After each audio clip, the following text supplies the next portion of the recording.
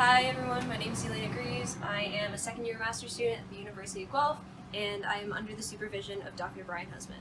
So my project is looking at the mating between native crab apples and domestic apples and the impacts of what this mating does in southern Ontario.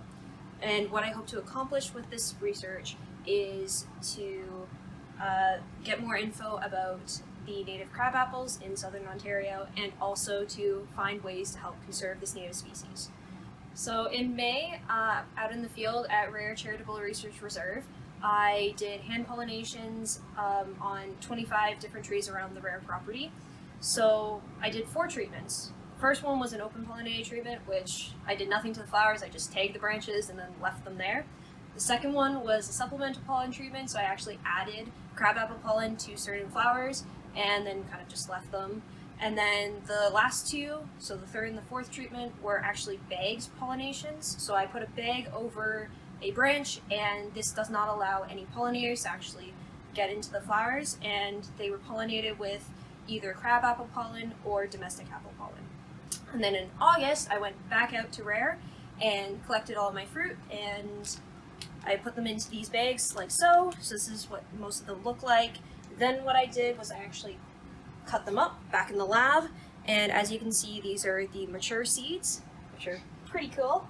Then what I did was I'm going to take out each individual seed and using a scale like this, put them in and weigh them.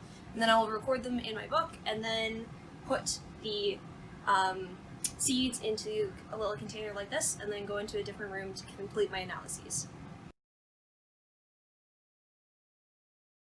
Okay, welcome to the flow cytometer room. This is the flow cytometer. This is what I use to analyze my seeds. So just come over here.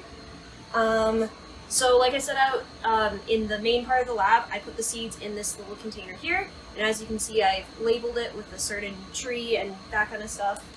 So what I do is I take that out, and then I take a razor blade, and what I'm going to do is I'm going to separate the seed casing, the embryo, and the endosperm.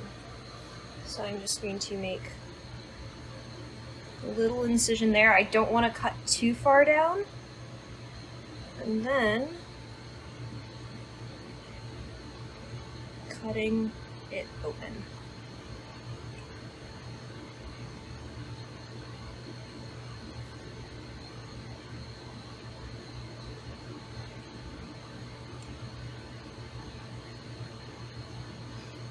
So there we go. There is the seed casing, and here is the seed.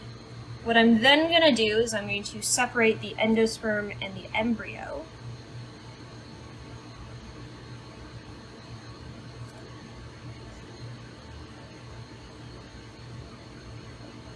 Sometimes it takes a few tries, but there we go. So there is the embryo, and then the endosperm is right here. Then what I'm going to do is I'm going to take half of the endosperm, and put it into this petri dish here, and that is for one test, and then I'm going to put the rest back into this little container for future use if I need. Then I'm going to split the embryo in half, keep half for the test, and put the other half away. There we go. Then what I'm going to do is I'm going to cut the embryo in half and use half for one test and half for the other test. Then I'm going to take a tomato leaf, and tomato leaf we use as standards because we know exactly what ploidy they are. I will explain ploidy in a few minutes. And I'm going to take part of the tomato leaf and put it in the test. So here we go. I have 2 tests. One is the embryo and the tomato leaf, and the second is the embryo and the endosperm. I am chopping the sample in a buffer solution, and this releases the nuclei of the tomato and embryo into the solution. This is then poured into a tube through a filter and left for at least 20 minutes. I do the same thing with the second test with the embryo and endosperm.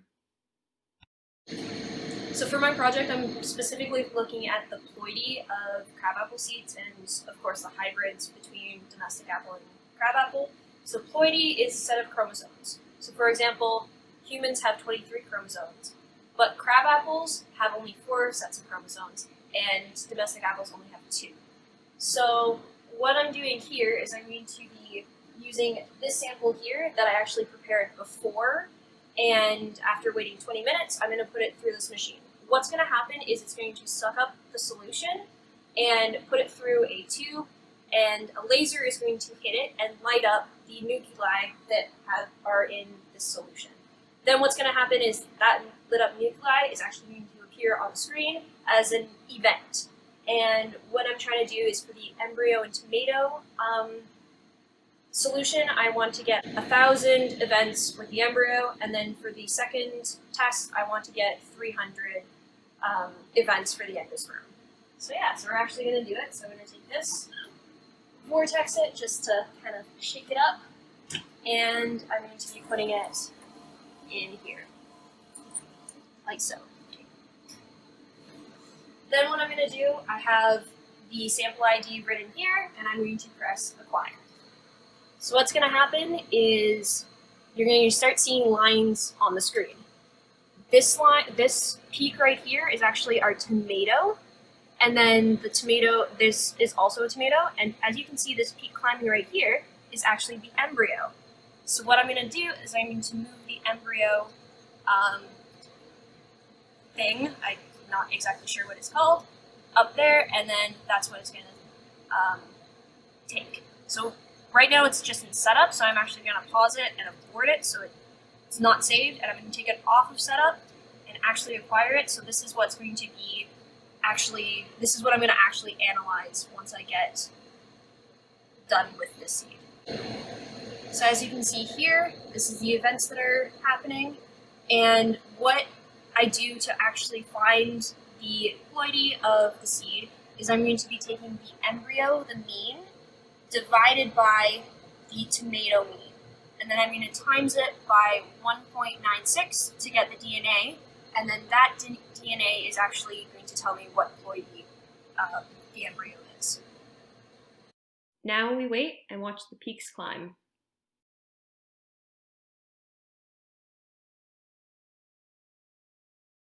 Finally, we do the same thing with the second test. To find out the ploidy of the endosperm, I take the mean of the endosperm and then divide it by the embryo, and that will give me a number, and then I multiply it by the ploidy of the embryo, which is actually 4x. So this sample is a 4x 6x, which is a crabapple seed. So thank you everyone for listening in. Thank you to Rare for allowing me to do research on their property, and hope you guys enjoyed this video, and go science!